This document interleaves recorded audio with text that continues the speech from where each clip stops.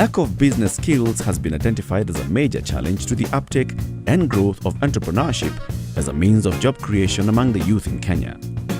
Many young Kenyans, even those who have acquired higher education, are not equipped with practical skills of managing a business. This has led to many startups failing at inception, discouraging the budding entrepreneurs and keeping many others off this path. My name is Martin Mwago. This is Kiambu County in Githurai. I am a vet by profession. The problem is that even starting my own business has been a problem because of the money. So you don't have these people who can train us. Watupeleke mahali wataonyesha mtu anaweza anza hivi na utaanza hivi. I would like to start a business, but the problem is that I don't have capital. I don't have anyone who can mentor me to start a business, and I don't have any money in my account that I can start my own business. Kwangu mimi imekuwa ngumu kuanzisha biashara because nimekosa capital na pia vitu mob kama discouragements. Unapata ile business ulikuwa una idea, unapata mtu ameshaeka. Saizi kupata mtu mwenye anaweza kupea idea ya biashara kama vijana saizi huwezi pata. Labda sasa serikali iingilie. I tried my avocado business. So I didn't have enough capital. I found one to mentor me. So my business suddenly collapsed. Because if I had some capital or someone who would mentor me, who would teach me how to keep my business's records, I think my business would not have failed. I've been in formal employment for about 3-4 years. Then I left. There was no satisfaction in that. I had to pursue this thing that I wanted to start a garage of myself. You have skills, but problem is you cannot start something up. You have to register your company with the government, to get tenders from the government, but that's a big problem. You need cash to register your business, and also it's a big problem, guys. The Student Training for Entrepreneurial Promotion, STEP, was introduced to address this challenge by training youth in the basics of entrepreneurship. Developed by Germany's Leuphana University, it was introduced at the Kenyatta University through a partnership involving the German and the Kenyan National Commissions for UNESCO. With the support of UNESCO Regional Office for East Africa, national and county governments, STEP is now equipping out-of-school youth in several counties with business skills. Started in Kenyatta University, STEP in Kenyatta University, and a number of students were trained. We trained students between 2012 to I think 2014. Over about 600 students actually went through the program. And of course, again, looking at the problem of youth unemployment, youth out of school, and also seeing the success of STEP at the university, because we were targeting the students who are almost graduating so that they can go out there and start their own businesses. So we desired actually to roll out a STEP to the youth out of school, and we call this STEP for Youth. Using a similar curriculum, but of course focusing on the youth out of school. So we were able to partner to begin with the government of the Kiambu County. And then we also roamed it from Kiambu, went to Mombasa, and then Kisumu, and I think Nakuru also, Nakuru County. It's a 12-module course, but the 12 modules are divided or classified into 3 sections. We have modules that address psychology. It is about the mind, because with the entrepreneurship, we have to be in the right mindset. All the worries that come around with the business, okay? Who are the business partners and how do I organize my business? So there's a psychology aspect. We have modules that address management, like bookkeeping, the management aspect of the business, how to keep your paperwork well, how to receipt and make your communication. And we also have modules that are entrepreneurship related. These are those which address issues such as starting a business, finding starting capital, stuff like that. So we have those 3, and the 3 together feed each other very well, so that at the end of the day, the trainee is able to embark into the business, okay, fully molded. Okay, the mind, the administration part of it, and the entrepreneurial aspect.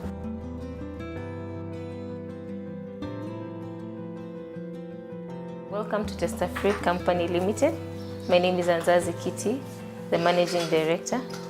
We deal with spices and natural food seasoning. We grind them, we crush them, we cook them and pack them. So we do all the manufacturing processes.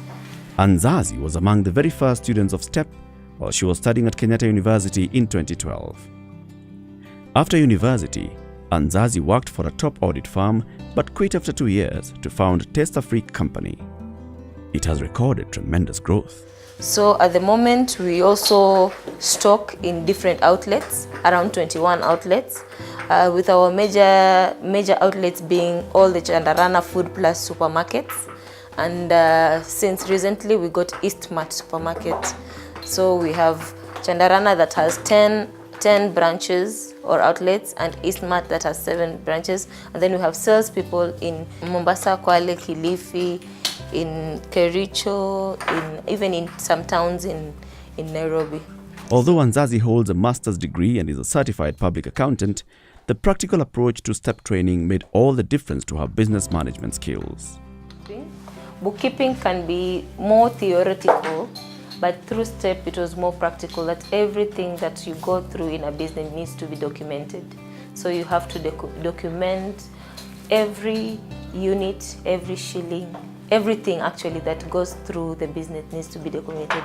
So through bookkeeping and marketing, they also taught us some skills in marketing and going out there. So, but where I got most input was in the bookkeeping process, because they told us you don't really have to have system to put your books right. So you can put your books in any way as long as you write them down and make them clear. When Vincent Korir finished high school, he spent a number of years as a farmhand and doing odd jobs in his home village of Ogilge, Nakuru County. In 2016, he heard about STEP for Youth training, enrolled, and his life changed. We've captured a lot. One, we started with business identify business opportunities. In that case also, we learn about the capital, we learn about the marketing, we learn about the overcoming barriers, we learn about the networking, business planning, managing of business, bookkeeping, and all sort of dealing with entrepreneurship. Vincent graduated from the STEP training and decided to immerse himself in agribusiness. After his first harvest, he applied the training and benefited from it. Vincent made a profit of 20,000 shillings from his 1.5-acre maize harvest.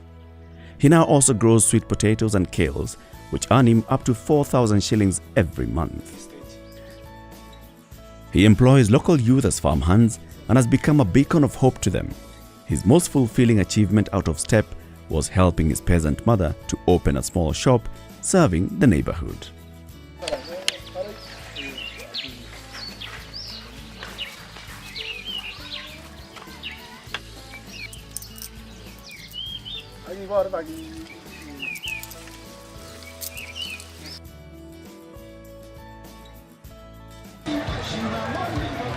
This bustling market is in Nakuru town.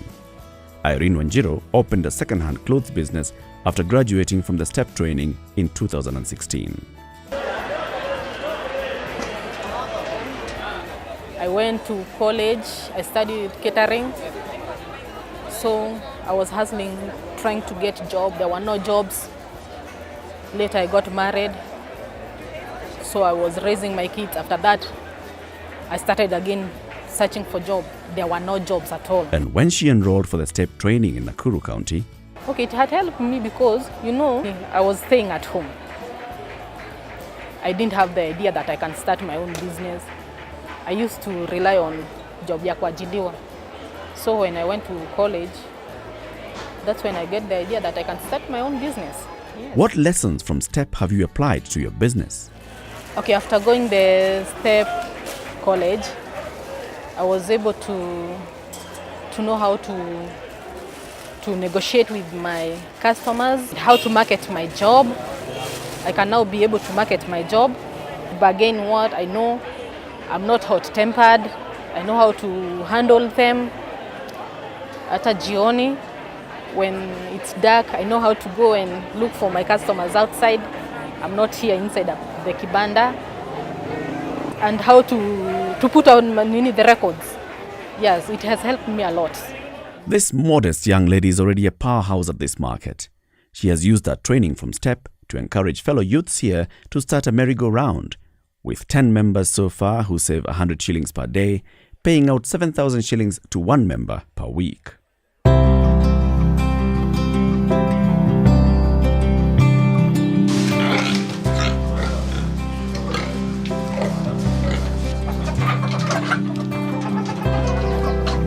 John Kimani, a STEP alumni from Kiambu County, has teamed up with 4 friends to start Quali Farm Zone Limited, rearing pigs and poultry. The 33-year-old and his partners have secured market for their pigs with Farmer's Choice and also rolled out a brilliant strategy to meet their supply orders. We decided with my partners that for that to get a market and to the command a market, you need a big bunch, of which you cannot be able to sustain it here.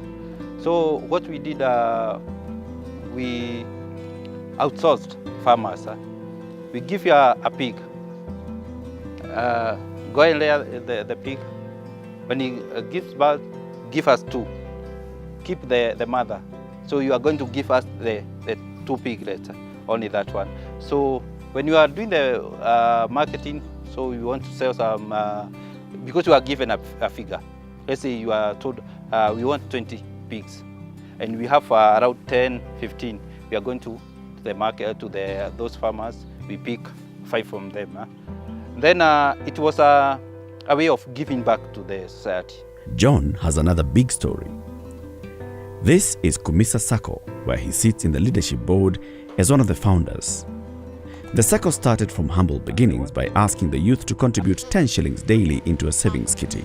We started with 10 bob. When we got that confidence from the members, they started to save more than that, from 50 bob up to 1,000 or more than that.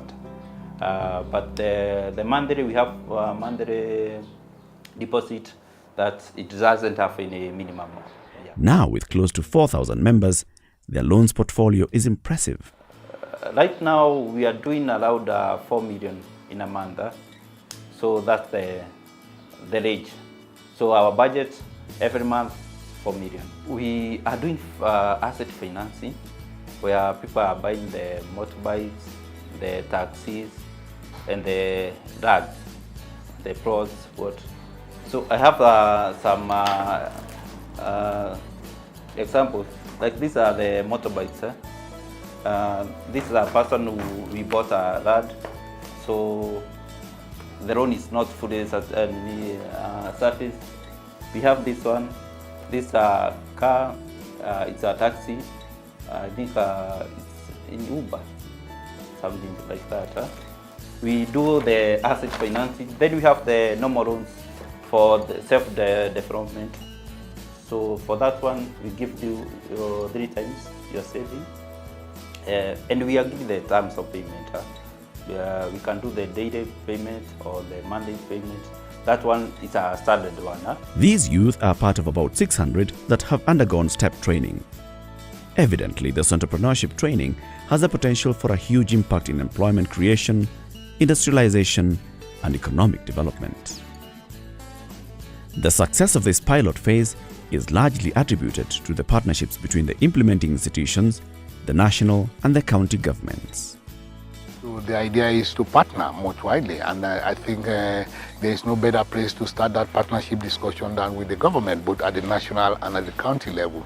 To the extent that STEP has been running in a number of counties over the last few years, we believe that we should be able to sit down with the county governments that we've already worked in and try to get them to take ownership of this and sell the idea in the Council of Governors, for instance. The Council of Governors is a big platform that brings together governors from all 47 counties in Kenya. And if 3 or 4 counties that have already gone through this program can demonstrate the impact already that is beginning to have on the youth, and the County of Governors can adopt this, then it becomes a policy at that level for counties to invest resources specifically in youth and partner with UNESCO and our partners to continue to do the trainings. There is a role definitely for the national government. As you know, there is the Youth Enterprise Development Fund, which has been set up by government, and there are huge funds that have been capitalized and making profits. We think that they should also be part of that conversation and see how, through an accreditation process of the program, which again will bring in the Ministry of Education to accredit it as a program that the government recognizes, and use that as a sort of a collateral. I mean, if young people go through the program, they get a certification, then that can be used to vie for them to get some funds from the Youth Enterprise Development Funds. So whichever way, I think it will be a win-win situation. And in the long term, what will really happen is that Kenya will be using its own resources to support youth development in Kenya, as opposed to going to look for those resources outside. I would like to call upon all the other county governments that have not actually had the opportunity to have their youth trained, that they should embrace it. They should actually budget for this program, because it is good and it's going to help the youth. If we mean what we say about the demographic dividend, rather than looking at it negatively in terms of population control, we look at how to enable the population by equipping them with the right level of knowledge, skills, and opportunities. I think that's the only way we would really be able to consider the demographic growth a dividend. And so therefore, when partners come in to support governments, governments should be brave enough, bold enough to be able to redirect them to where the supply really exists. Because if you really want to grow anything, you have to check the supply. The supply is the population. Now, what is the population equipped with? Are they ready to contribute to social cohesion, to peace, to economic growth? And therefore, if you tap this group of people, give them the right level of education, the right level of training and skills and opportunities, I believe we can transform every country on the continent. Because, I believe that when we talk about intelligence, it's not a monopoly of any sector of society. Intelligence can be grown. It's about the environment. It's about the opportunities. And this is essentially what this pilot has proven. We had not in any way confined it to the university. We went out, and there you have young people who are there waiting, quite brilliant, but lack opportunity, lack the kind of environment that would make it happen. So the onus is on government. The onus is also on partners to really, walk the talk. Development doesn't just come in the ballroom where you talk about it. Development comes when you test it, when you try it, and you invest in it.